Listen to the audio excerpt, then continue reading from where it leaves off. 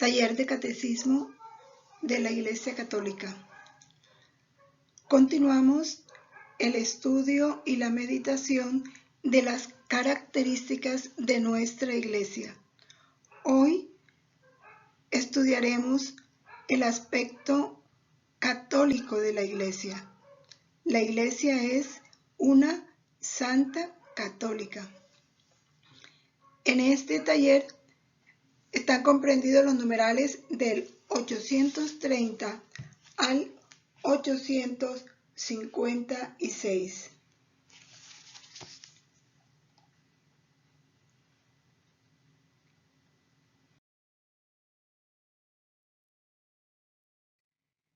Iniciamos uniendo nuestra voluntad a la voluntad de Jesús y de María, para una gloria infinita del Padre y un inmenso bien para toda la humanidad.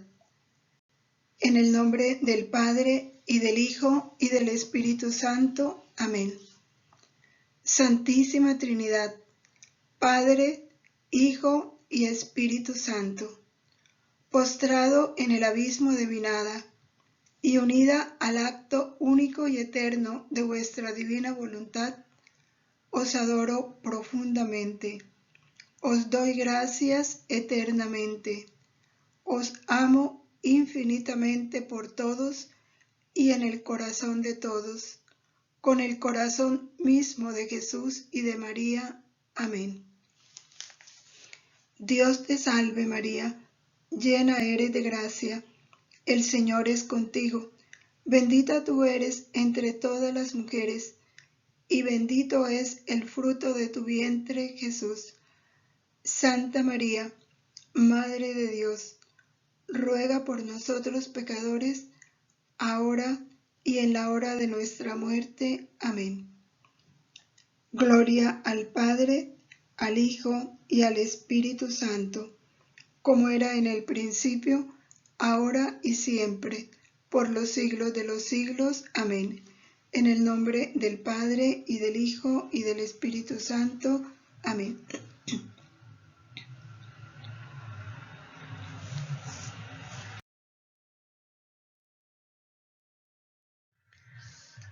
La Iglesia es católica.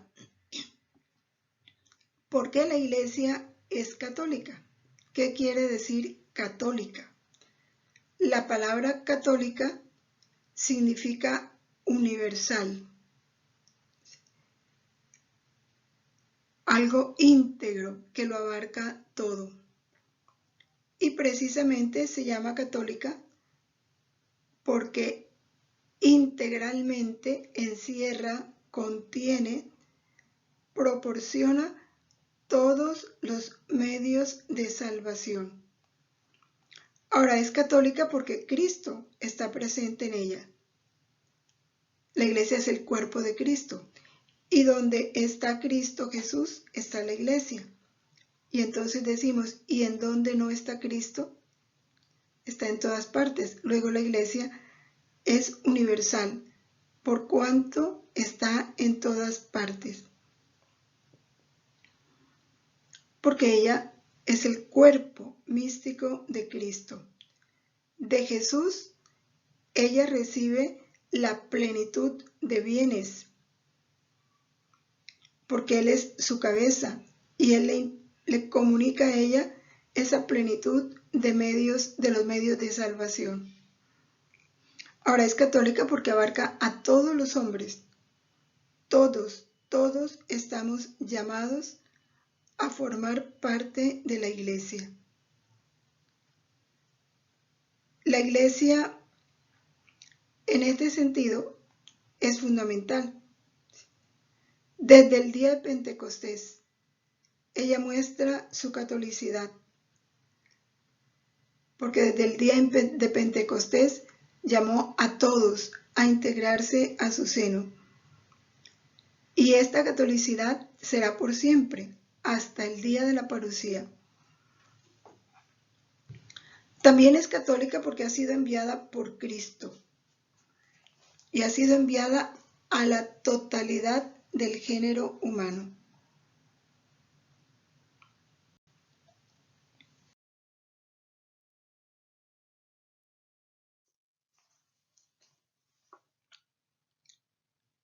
No hay nadie que pueda considerarse excluido de este llamamiento a pertenecer a la Iglesia Católica. Esta catolicidad de la Iglesia y este llamamiento universal a todos es en razón de su tendencia natural, esencial, de reunir a la humanidad entera, con todos sus valores, bajo Cristo como cabeza. Y esta reunión de todos bajo Cristo como cabeza se da por la unidad de su Espíritu Santo. Es el Espíritu Santo el que nos va convocando a todos a formar parte de ese cuerpo místico de Cristo.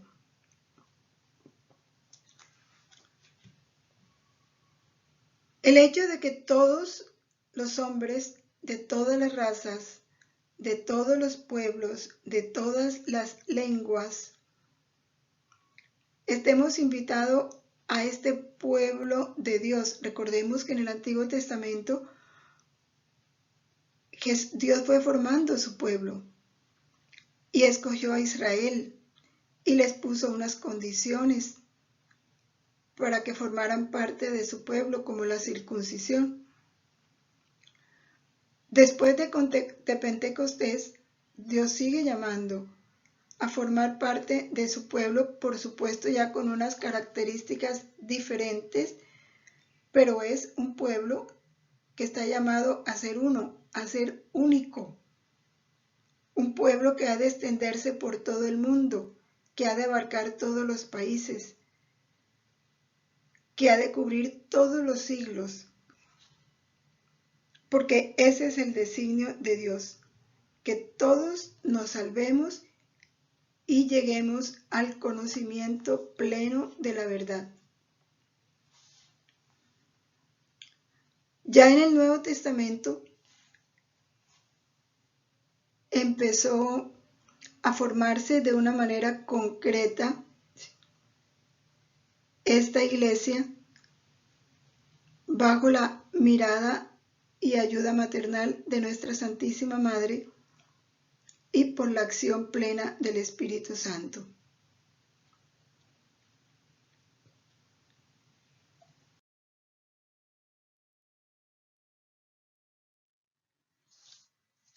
En el numeral 832 se nos habla de las iglesias particulares.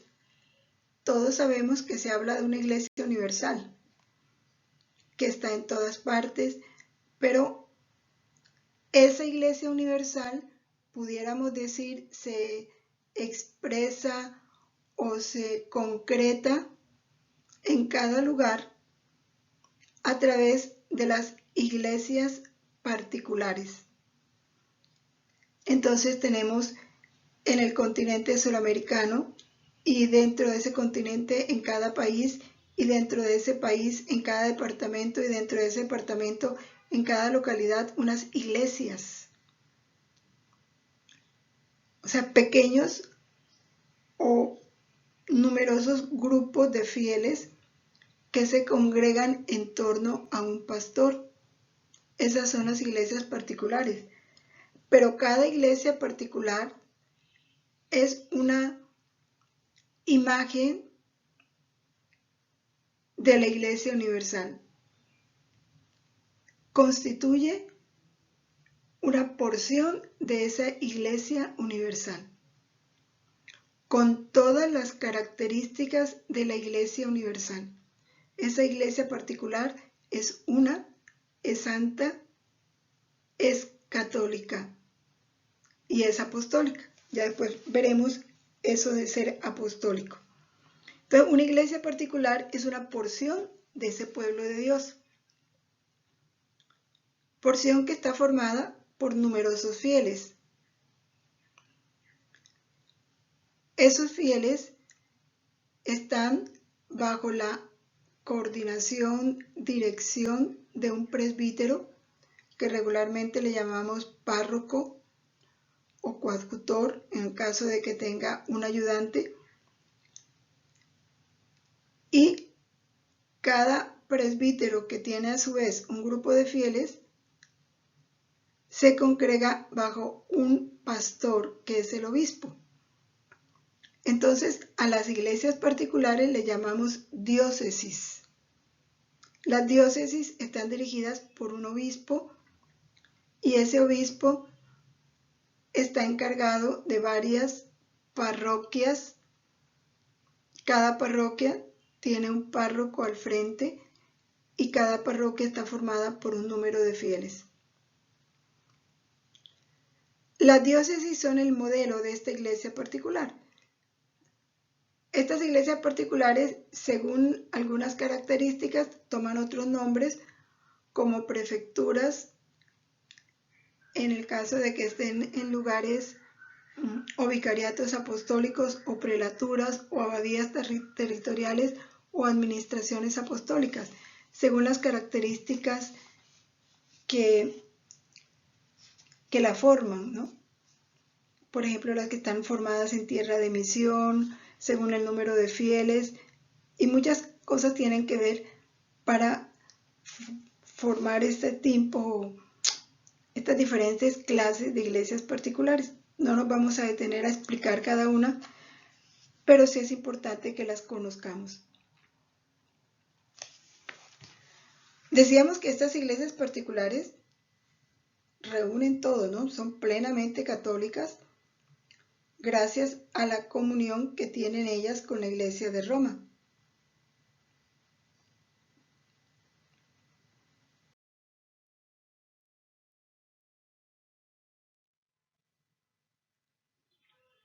Vamos a ver algunos elementos importantes de esa iglesia particular. Decíamos que una iglesia particular es una diócesis o una iglesia diocesana que forma una comunidad completa, una comunidad eclesial. La diócesis no es una parte de la iglesia, tampoco es una especie de provincia de la Iglesia Universal, no. Una diócesis es la Iglesia de Cristo, que se hace presente en un lugar. Entendamos esto, no es parte de la iglesia. No es que la iglesia se divide en muchas diócesis, no. Cada diócesis es una presencia de esa iglesia universal. Y en consecuencia, esas diócesis son católicas, como decíamos, gracias a la comunión que tienen con Roma, que es la iglesia centro, la iglesia corazón, y es la que preside en la caridad. Hoy en día, solo el Papa puede erigir o nombrar una nueva diócesis o constituir una nueva diócesis. Solo el Papa. Ahora, cada iglesia diocesana tiene un rostro propio. ¿Qué quiere decir eso? Pues primero que está formada por un grupo concreto de fieles. Entonces la diócesis que está en un lugar de Francia tiene un grupo completo de fieles franceses con una lengua propicia, con unas características propias, y la iglesia que está en Colombia, la iglesia diocesana que está en Colombia en el Vaupés, tiene unas características propias y específicas diferentes a la iglesia particular que tenemos en Bogotá, por ejemplo, o la diócesis de Cartagena. Cada iglesia particular, o sea, cada diócesis, tiene la función de asimilar y trasvasar, o sea, comunicar lo esencial del mensaje evangélico al lenguaje que esos hombres comprenden. Por eso cada iglesia particular se acomoda a las características de sus fieles. No podemos celebrar una misa en inglés en un país latino, ni podemos celebrar normalmente una misa en español a un país de habla inglesa. Si hay misa en español será porque asisten a esa misa personas de habla español. Para que esas son las características y funciones específicas de las iglesias particulares. Toda iglesia particular o diocesana tiene una responsabilidad y es ejercer su papel evangelizador. Toda iglesia particular tiene que preocuparse por el anuncio del evangelio a sus fieles, a los que asisten y a los que no asisten, a los que están adheridos y a los que están lejanos. Esto es importante tenerlo en cuenta, porque no solo forman parte de la diócesis los que asisten a las actividades de la parroquia, no, también los que no asisten, por ellos tiene que preocuparse el pastor, por esos fieles que están distantes. Además, esa iglesia diocesana no solo debe preocuparse por los fieles adscritos a ella, sino también por la evangelización del mundo entero. Por eso la Jornada Mundial de las Misiones, por eso cada iglesia particular tiene la obligación de preocuparse por colaborar a la evangelización del mundo entero. En el numeral 1369 se nos dice algo muy importante, que toda la iglesia se une a la ofrenda y a la intercesión de Cristo. Es otra parte de su catolicidad. Esté donde esté, está unida a la ofrenda que hace Cristo en cada instante de sí mismo al Padre y a la intercesión que Cristo realiza permanentemente ante el Padre en favor de todos nosotros.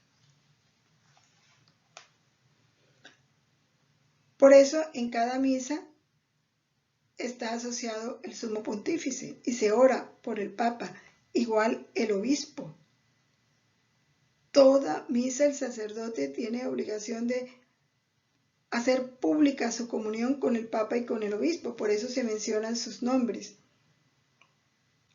Porque el obispo del lugar es el responsable de la Eucaristía. Y esto es muy importante, porque a veces, ahora que se están presentando tantos sacerdotes falsos, y son falsos porque todo sacerdote tiene que estar adscrito a una diócesis. Si no está incardinado a una diócesis, no está bajo la obediencia del obispo, y eso es delicado en un sacerdote. Cuando hay sacerdotes en estas condiciones por cualquier circunstancia, porque los castigaron, porque se portaron mal o porque son sacerdotes falsos, entonces o mencionan el nombre de un obispo cualquiera o no lo mencionan. Y ahí están faltando, porque el obispo es el responsable de la Eucaristía. Así sea esa Eucaristía presidida por un presbítero, por eso el nombre del obispo se debe pronunciar en ella para significar su presidencia en esa iglesia particular. También en cada Eucaristía pues se intercede por todos los ministros, por todos los sacerdotes que ofrecen el sacrificio.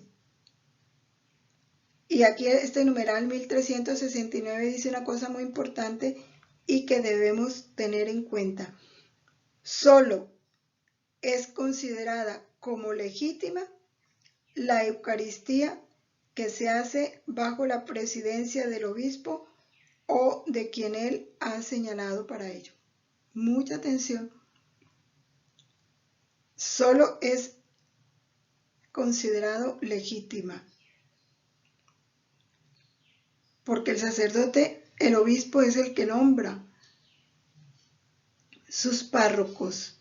Y al nombrar sus párrocos, pues está delegando en ellos su responsabilidad con la Eucaristía.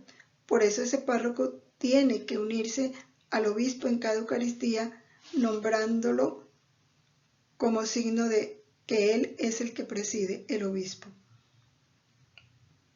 Ya les digo esto porque se está descuidando mucho ahora que hay tanto sacerdote falso.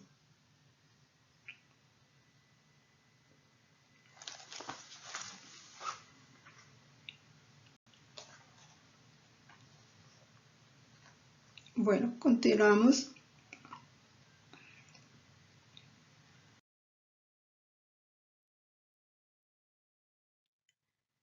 ¿Quiénes pertenecen a la Iglesia Católica?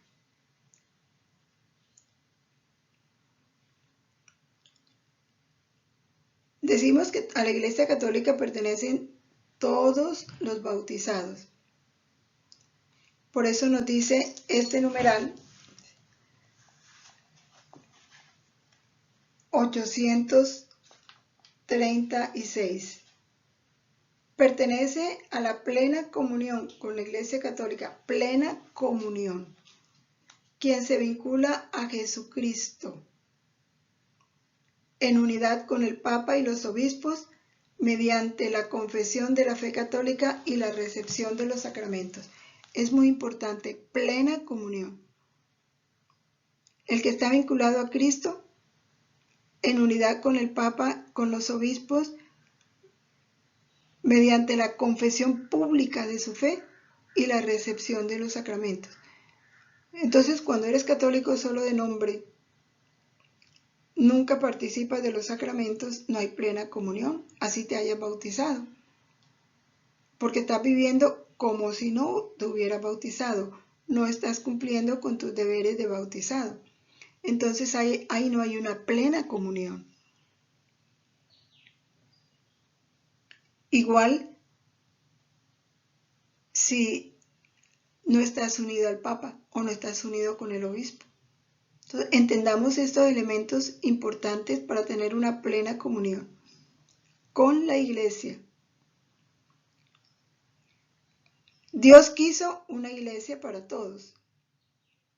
Por desgracia, los cristianos hemos sido infieles a este deseo de Dios, de que todos formemos parte de su iglesia.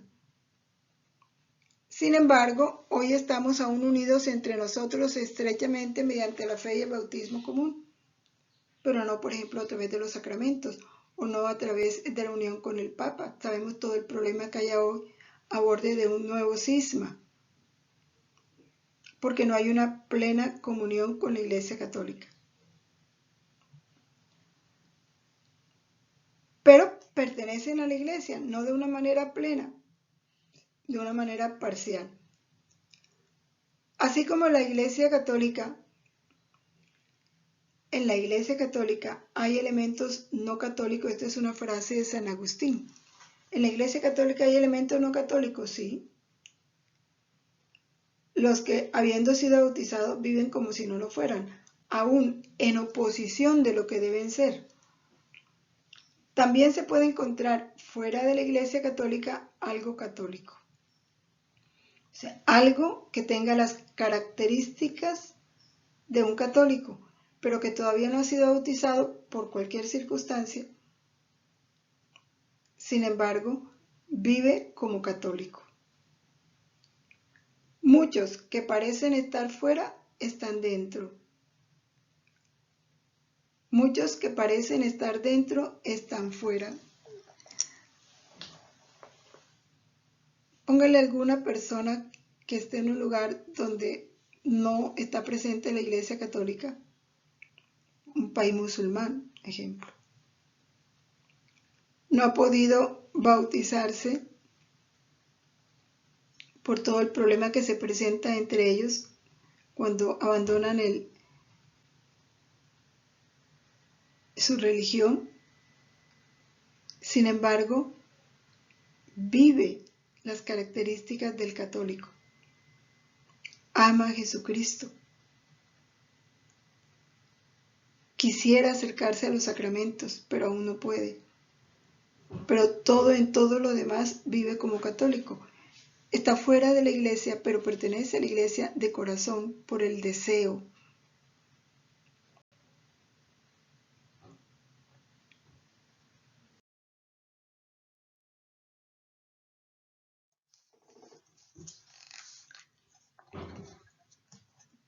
Sin embargo, hay otros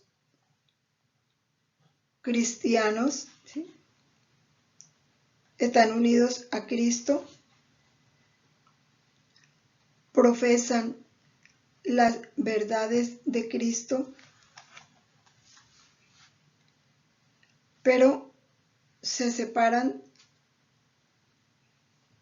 de una manera parcial de la Iglesia Católica. ¿Quiénes son esos? Los ortodoxos y los protestantes. Dice eso lo explican los numerales del 836 al 838.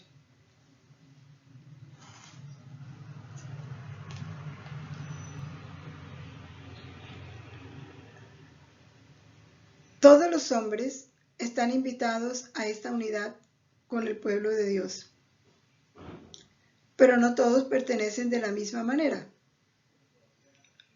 Por ejemplo, ¿quiénes son los ortodoxos? Los ortodoxos son aquellos a lo largo de la historia de la Iglesia. Hubo un tiempo en que se dividió la Iglesia y no quisieron obedecer al Papa, por varias razones. Una, cuando el concilio que debió ser en Roma se celebró en Alejandría. Entonces algunos, no contentos con esta decisión, no asistieron al concilio y desde allí dejaron de obedecer las disposiciones del Papa. Estos son los ortodoxos. Y las iglesias ortodoxas tienen su propio Papa o su propio jefe. Pero las verdades cristianas las viven a plenitud, las conocen, tienen todos los sacramentos.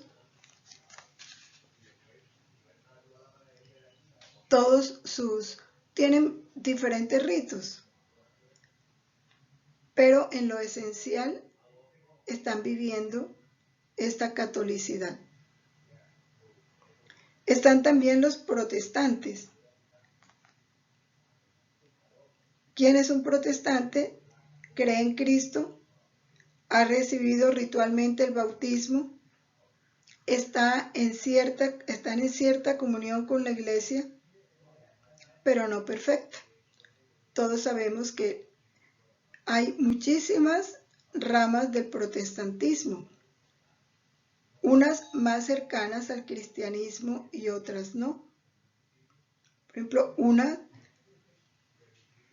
tienen una relativa fe, pudiéramos decir así, a la Virgen María. Niegan pocas verdades de la Sagrada Escritura, pero hay otros que niegan la Santísima Trinidad,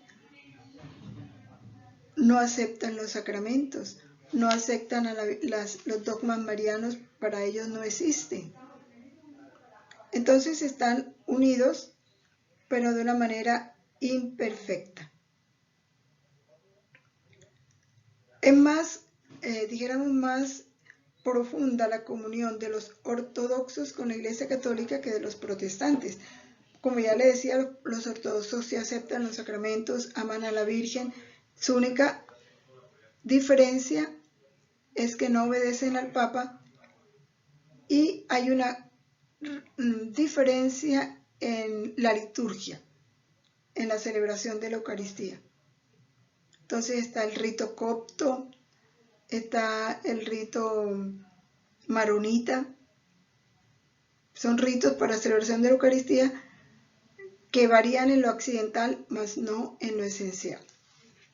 A este grupo son cristianos, pero no católicos.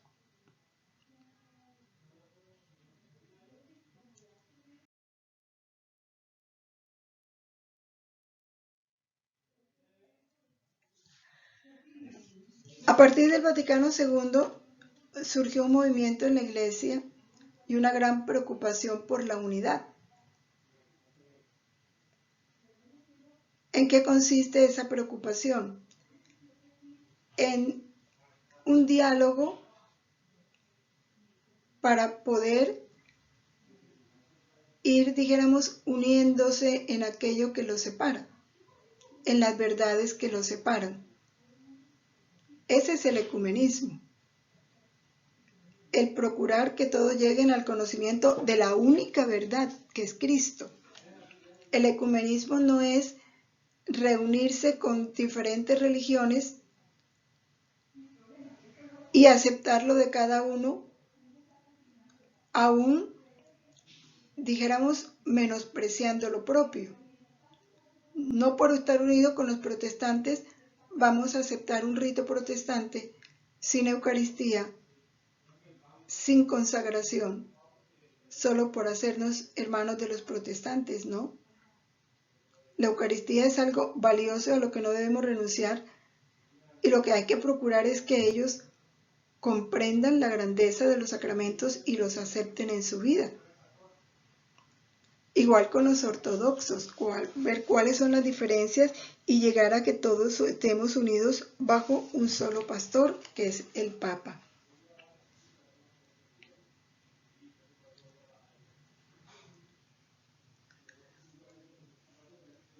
Ahora, hay otras iglesias que no son cristianas y ya vamos a hablar de ellas, ¿no? Mientras tanto, estudiemos lo que es el ecumenismo. Ya hablábamos de esas separaciones que se fueron dando a lo largo de la historia de la iglesia. Cuando hay una separación dentro de la iglesia, eso se llama cisma. Estuvo el cisma de Oriente, que se dio en el siglo XI y dio lugar a las iglesias ortodoxas, lo que ya le decía. Y también está la Reforma de Occidente en el siglo XVI, iniciada por Lutero. Lutero, el fundador del protestantismo. Son los dos grandes cismas que se han dado a la historia de la iglesia, los que dieron origen a los ortodoxos, el cisma de Oriente, y a los protestantes en el siglo XVI, la Reforma de Occidente. Estas iglesias no católicas son cristianas y somos hermanos en Cristo. Tienen un solo bautismo y comparten la fe en la Trinidad y en la Encarnación.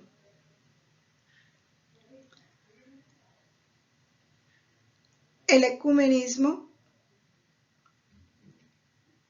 no podemos, cuando hablamos del ecumenismo, pensar que es lo mismo pertenecer a una cosa que a otra, no, porque eso se dice hoy en día. Y hablan de los grupos ecuménicos. Entonces, una evolución ecuménica. Y como que si eso fuera lo mismo, no, pero es que todos creemos en un mismo Dios, no. Y eso es en la Iglesia Católica donde se encuentra de manera completa la doctrina de Cristo, su verdad, con todo su esplendor. Y solo en la Iglesia Católica está la salvación. Es la única, y eso tenerlo claro. Si bien las otras iglesias que no son católicas, aun cuando tengan elementos de verdad y cosas muy buenas, no tienen la plenitud cristiana, no la tienen. Por eso, la sabiduría de este refrán: católico ignorante, seguro protestante. No hay razón para que una persona que nace en el seno de la Iglesia Católica se haga protestante, cuando acá en la Iglesia Católica tiene todo y se pasa a algo donde le faltan muchas verdades. ¿Por qué sucede? Porque no conoce su fe, no conoce las verdades de su fe. De ahí la importancia de estudiar el catecismo y de saber lo que es la iglesia. Muchos se pasan por un sentimentalismo, porque allá cantan más bonito, porque allá sí hay amistad cuando uno va al culto, allá la gente es muy cariñosa, aquí en la iglesia católica nadie lo saluda a uno, las misas son muy largas, todo eso que son cosas muy accidentales que hablan de un desconocimiento pleno de la verdad esencial en la iglesia católica. ¿Por qué no hay una plenitud cristiana? Porque no aceptan toda la fe. Miren, los protestantes manejan la Biblia y sin embargo hay verdades de la Biblia que no reconocen y consideran la Biblia como su libro fundamental, pero muchas verdades de ahí no las reconocen. La verdad sobre la Virgen está clarísima en el misterio de la Encarnación. Y creen en el misterio de la Encarnación, pero no aceptan a la Virgen como Madre de Dios. Igual los sacramentos todos están en la Sagrada Escritura. Y Jesús dijo, recibid el Espíritu Santo a aquellos a quienes le perdonéis los pecados le quedan perdonados y no aceptan la confesión. Tampoco aceptan la autoridad suprema del Papa, siendo que Cristo dijo, tú eres Pedro y sobre esta piedra edificaré mi iglesia. Pero tal vez es por falta de profundización, de conocimiento, de meditación, de oración, de evangelización.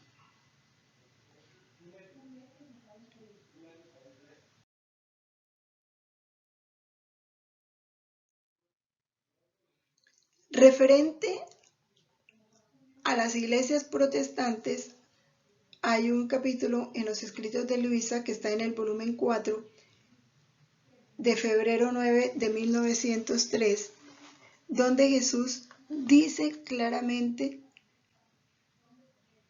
cuánto le falta a una iglesia protestante. Luisa dice, veía al confesor con otro sacerdote santo. Y ese sacerdote santo decía, quítate todo pensamiento de que no es voluntad de Dios tu situación.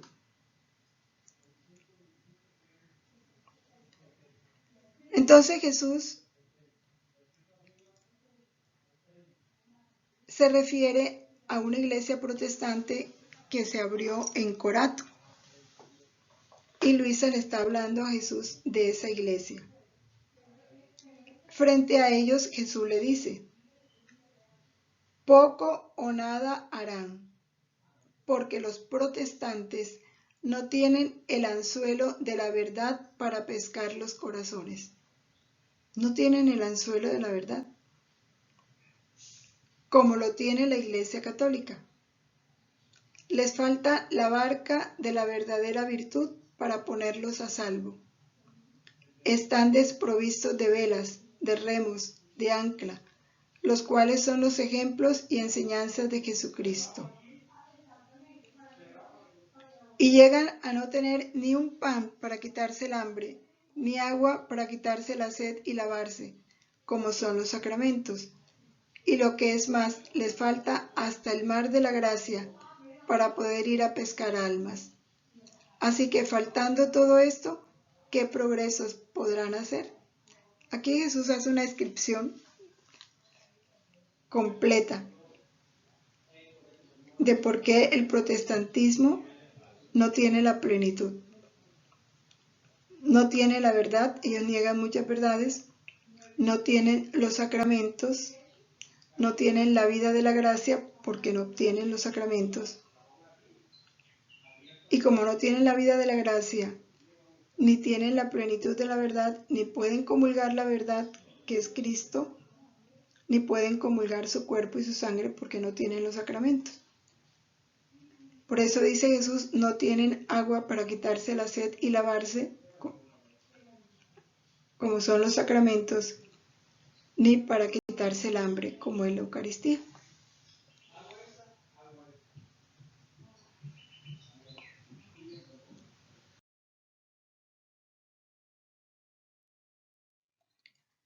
Hay otras religiones que no son católicas y mucho menos cristianas, porque no creen en Cristo. ¿Cuáles son esas religiones? El hinduismo, el budismo, el judaísmo y el islam.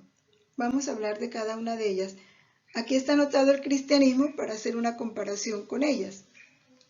¿Quién es el fundador del hinduismo? Un grupo de sabios. En el budismo, ¿quién lo fundó? Buda. El judaísmo, ¿quién lo fundó? Abraham y Moisés. Y el islam fue fundado por Mahoma.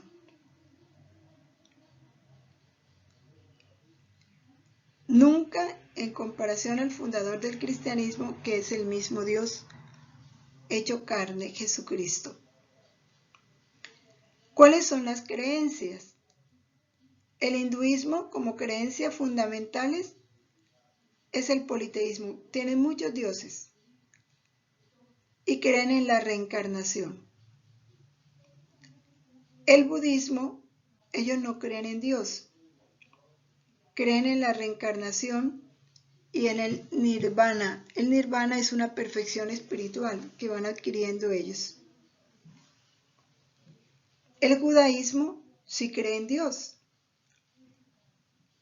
Yahvé, en la vida eterna. Pero la diferencia con el cristianismo es que ellos todavía esperan al Mesías. No creen en Cristo como el Mesías enviado del Padre. Y el Islam cree en Alá como Dios, cree en la vida eterna y cree en un paraíso como una felicidad después de la muerte. Pero moralmente es totalmente lejos de la verdad, porque ellos consideran la guerra como algo santo y por eso el que no es mahometano buscan matarlo. Esa es la guerra santa y son capaces de inmolarse con tal de matar una muchedumbre. ¿Cuántos se ponen bombas y se van al lugar donde se van a inmolar, dicen ellos, y ellos piensan que después de haber hecho eso han hecho la cosa más grande, agradable a Alá y se van derechito para el cielo? Esa es la creencia de ellos. ¿Cuál es el libro sagrado de cada una de estas religiones? Del hinduismo, los 4 Vedas y la Bhagavad y la Gita son libros sagrados. El budismo tiene como libro sagrado 3 cestos. El judaísmo tiene como libro sagrado la Biblia judía, o sea, el Antiguo Testamento. Ellos no aceptan el Nuevo Testamento.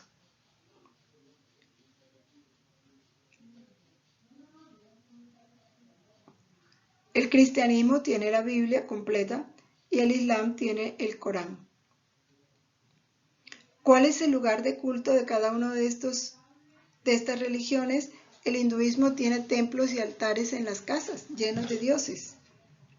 El budismo tiene las pagodas y altares en sus casas. Las pagodas son los templos de ellos y altares en sus casas. El judaísmo, lugar de culto, es la sinagoga. El cristianismo tiene las iglesias o los templos y el islam tiene las mezquitas.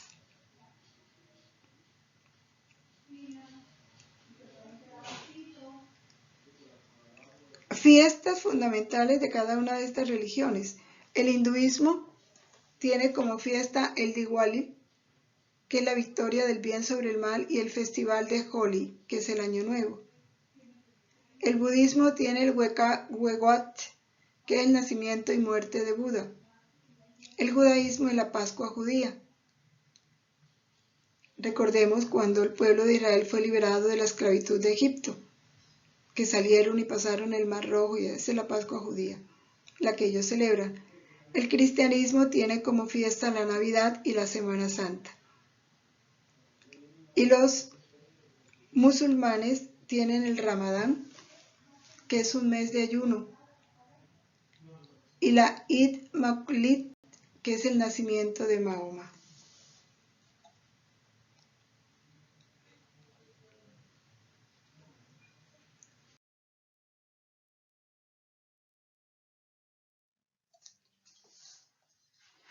Hablando de esta catolicidad, el numeral 845 nos habla de cómo la Iglesia ha sido considerada como esa arca de Noé, lo que fue el arca de Noé en el Antiguo Testamento, donde Dios hizo entrar a Noé, sus hijos, las esposas de sus hijos, para que se salvaran del diluvio. Así la Iglesia es el arca de Noé donde entran los que se salvan.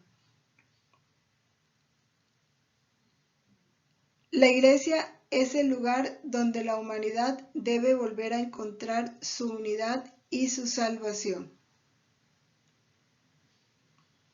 Porque la Iglesia, para nosotros, es la Iglesia de Jesús, formada por el Padre, a la que el Padre nos convoca. La Iglesia es el mundo reconciliado, dice San Agustín. San Ambrosio dice, es este barco que pleno con su velamen, que es la cruz de Cristo, y empujado por el Espíritu Santo, navega bien en este mundo. Y otra imagen, estimada por los padres de la Iglesia, está prefigurada por el arca de Noé, que es la única que salva del diluvio.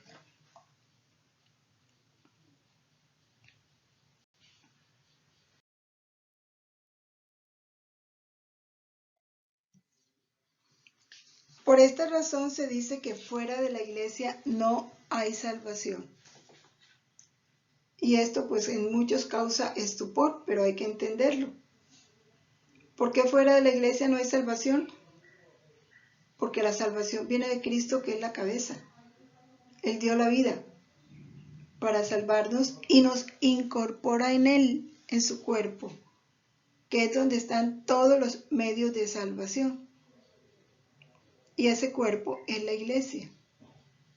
Entonces, si no entramos a ese cuerpo místico de Cristo, que es la Iglesia, donde es el único lugar donde encontramos los elementos de salvación que Cristo nos dejó para entrar al cielo, si no se entra a la Iglesia no hay salvación. Por eso no pueden salvarse los que, sabiendo que Dios fundó por medio de Jesucristo la Iglesia Católica, los que sabiendo eso, fundó la Iglesia Católica como único medio para la salvación. Y sabiendo eso, no se han adherido a ella. No han querido entrar en ella, no han querido bautizarse, o si ya se han bautizado, no han querido perseverar en ella. Porque no frecuentan los sacramentos, porque se van de la Iglesia a otras religiones, o sencillamente viven como ateos. Entonces, en ellos está en riesgo su salvación, porque es que fuera de la Iglesia no hay salvación.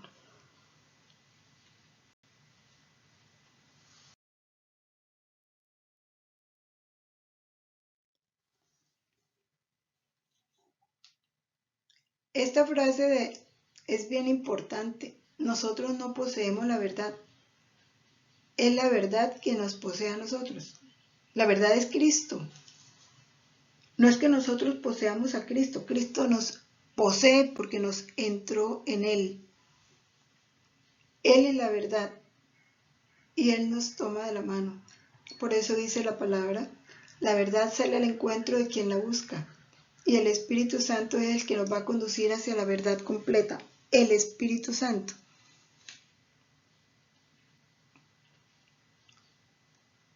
Ahora, esta afirmación de que fuera de la Iglesia no hay salvación no está referida, y a esto tenemos que ponerle mucha atención, a aquellos que sin culpa suya no conocen a Cristo ni a su iglesia. Póngale un niño que nació en una familia musulmana, en un país musulmán, no tuvo oportunidad de conocer otra religión ni otros grupos humanos porque no salió de ese país ni de esa ciudad. Ellos no conocen el Evangelio de Cristo, pero no por culpa suya. Pero sin embargo, en eso que conocen del Islam, lo viven con fidelidad. Aman a ese Dios Alá como el verdadero, viven con sincero corazón. Intentan llevar una vida conforme a la voluntad de Dios sembrada en su corazón, porque recordemos que a cada hombre viene con esa voluntad de Dios sembrada en su corazón, que son las semillas del verbo. La conciencia, que es esa presencia de Dios en cada hombre. Y ellos, siguiendo las directrices de su conciencia, llegan a la salvación eterna, porque hay algo que no debemos olvidar. Cristo no cesa de atraer a cada hombre hacia sí.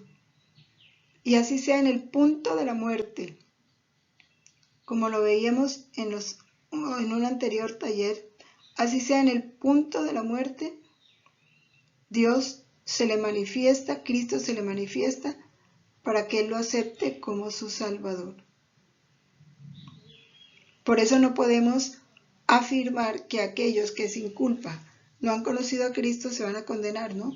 Si viven rectamente lo que les dice su conciencia y la fe que se les ha enseñado, alcanzarán la salvación porque Cristo los atraerá hacia Él en cualquier momento. Dice el numeral 848, aunque Dios por caminos conocidos solo por Él puede llevar a la fe, sin la que es imposible agradarle, a los hombres que ignoran el Evangelio sin culpa propia, corresponde sin embargo a la Iglesia la necesidad y al mismo tiempo el derecho sagrado de evangelizar. Por eso la Iglesia tiene que estar evangelizando y va a esos lugares donde aún no ha llegado la Iglesia católica, a países musulmanes, a países budistas, a países donde está el confucianismo bien dijéramos, expandido, para dar a conocer a Jesucristo. No puede dejar de evangelizar. La evangelización es un deber sagrado, deber y derecho. Es derecho sagrado y es deber sagrado.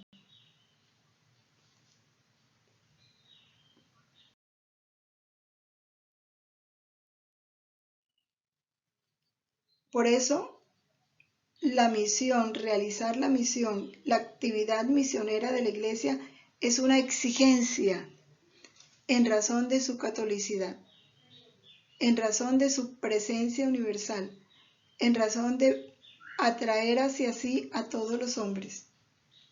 Por eso Jesús dice en Mateo 28, 19, vayan y evangelicen. Ese es un mandato misionero dado a todos. Y es que este mandato misionero brota del seno de la Trinidad. El Padre nos creó para Él, para que gozáramos de Él. El Hijo es la palabra del Padre que nos da a conocer el Padre. Y el Espíritu Santo es el Espíritu del Padre y del Hijo que nos va a conducir hacia esa verdad completa manifestada por Cristo sobre el Padre.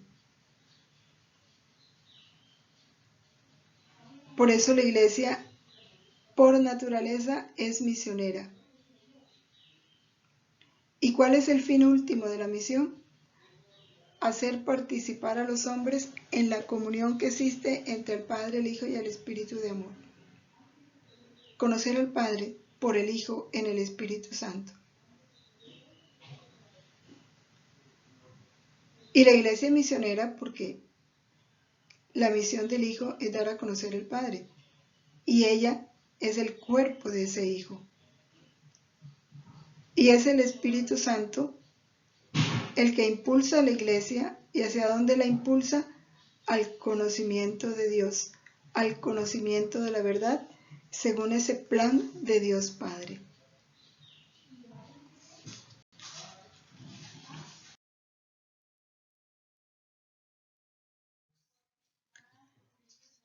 ¿Por qué debemos evangelizar? Pues ya lo habíamos dicho, ¿no? Porque es un mandato de Cristo, porque todos los hombres están llamados al conocimiento de la verdad y hay muchos que aún no la conocen, no por culpa suya, sino porque no ha llegado la luz del mensaje a ellos. Entonces hay muchos hombres perdidos sin Cristo, muchos, en todos los continentes. Y ese es un motivo de la misión. A ellos hay que llevarles a Cristo. Hay que misionar porque Dios desea que todos los hombres se salven y lleguen al conocimiento de la verdad. ¿Y quién les va a dar el conocimiento de la verdad? ¿Y quién los va a traer hacia esa barca de la salvación que es la iglesia? Si no vamos hasta ellos, como dice San Pedro, ¿cómo van a creer si no les anuncian? ¿Y cómo van a anunciar si no hay quien los envíe? La iglesia tiene la obligación de misionar porque es un mandato de Jesucristo. También es un privilegio. Hemos sido bautizados por privilegio. Somos católicos por privilegio, pero también ese privilegio trae consigo un sagrado deber. Ser embajadores de esa verdad que se nos ha dado a conocer.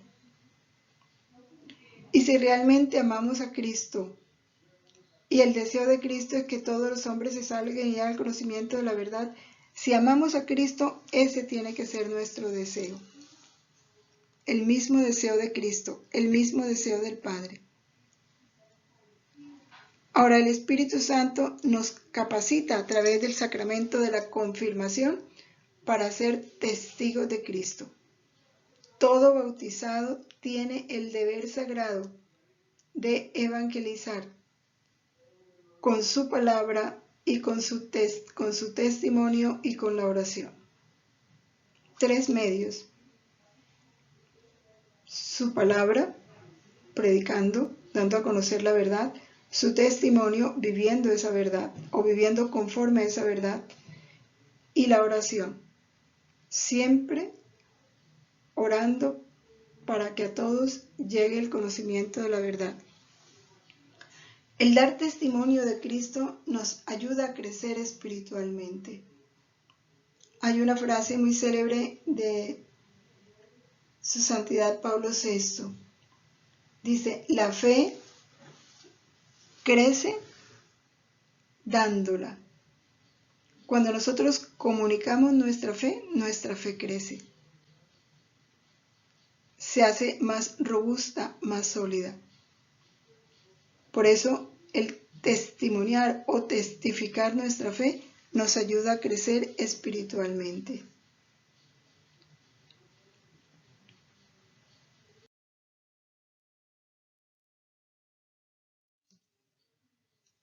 Ya después de haber visto cuál es la razón o motivo de la misión, vamos a ver cuáles son los caminos de esa misión.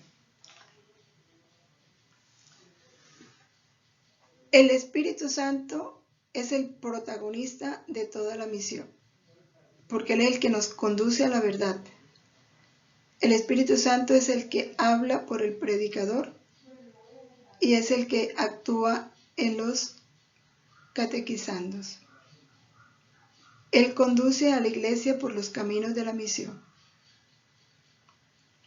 La iglesia continúa y desarrolla en el curso de la historia la misión del propio Cristo, que fue enviado a evangelizar a los pobres. La iglesia continúa esta misión de Cristo porque es que la iglesia es Cristo.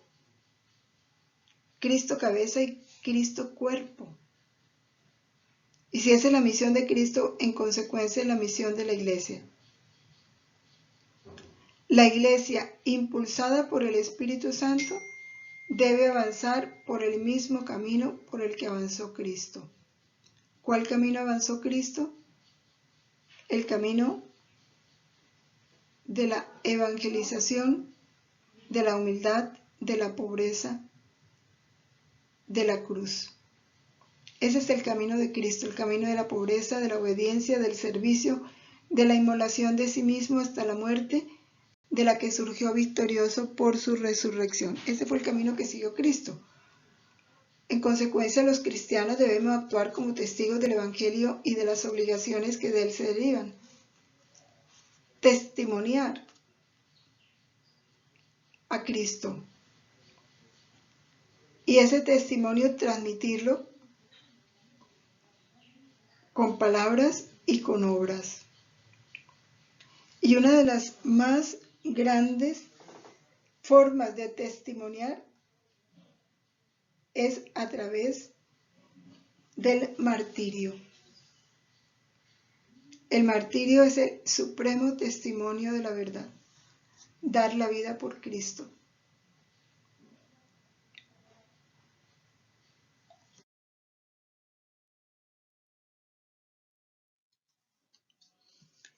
Veíamos entonces cómo dentro de la iglesia hay algunos que no viven plenamente esa verdad y otros que están fuera de la iglesia.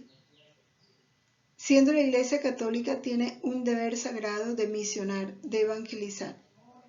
Pero ese trabajo de evangelización implica un diálogo respetuoso con los que todavía no aceptan el evangelio. Hay que anunciar, hay que denunciar, pero no hay que imponer ni hay que obligar. En cuestiones de fe no debe haber imposición, no debe haber presión, no debe haber discusión. Anuncio, sí. Diálogo, sí, pero diálogo respetuoso. Los creyentes pueden sacar provecho para sí mismos de este diálogo, aprendiendo a conocer mejor cuánto de verdad y de gracia se encontraba ya entre las naciones, como por una casi secreta presencia de Dios.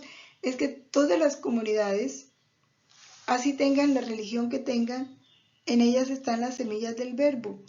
¿Cuáles son las semillas del verbo? Esas verdades con las que cada hombre viene ya en su conciencia.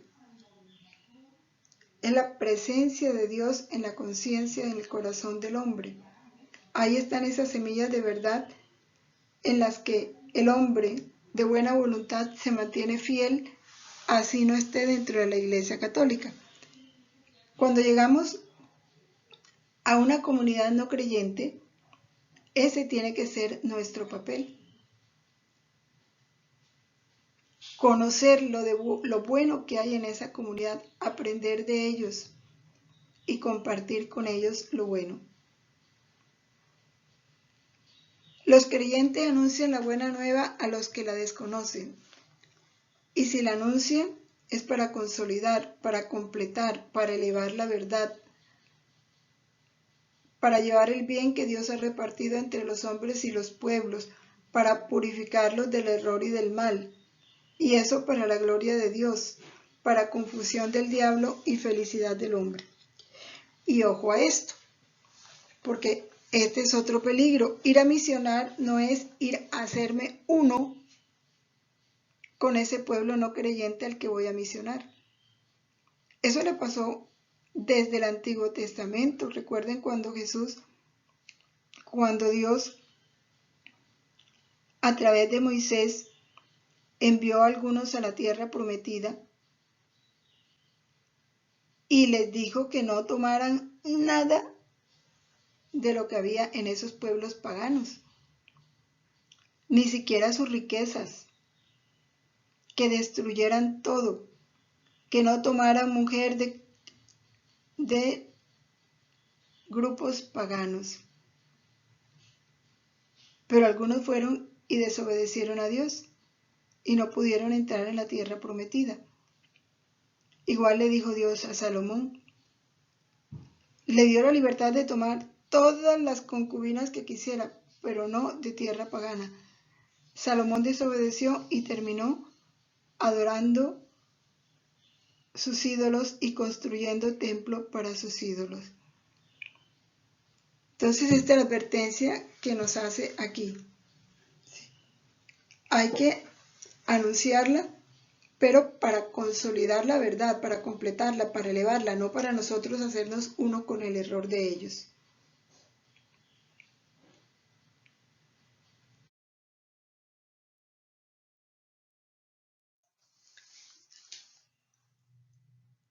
Entonces, tener muy presente, ¿sí?, que si anunciamos la buena nueva a los que la desconocen, es para llevarlos a ellos a la verdad completa en Dios, no para hacernos nosotros uno como ellos y perder parte de nuestra fe.